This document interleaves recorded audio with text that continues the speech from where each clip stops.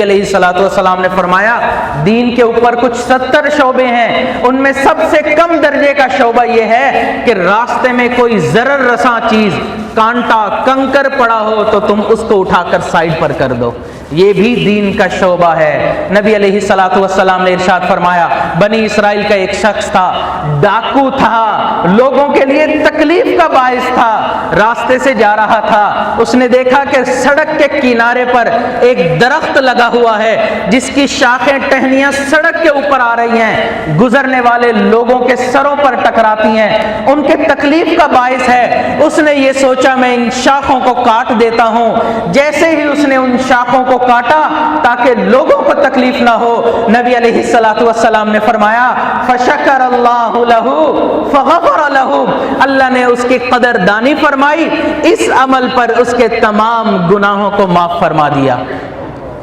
तो ये छोटे छोटे आमाल हैं, अगर हम इनको कर लेंगे तो हमें जन्नत पाना बहुत आसान हो जाएगा। जन्नत पाना कोई मुश्किल काम नहीं है, जन्नत पाना बहुत आसान काम है, लेकिन उसके लिए हम इन छोटे छोटे आमाल को करना शुरू कर दें।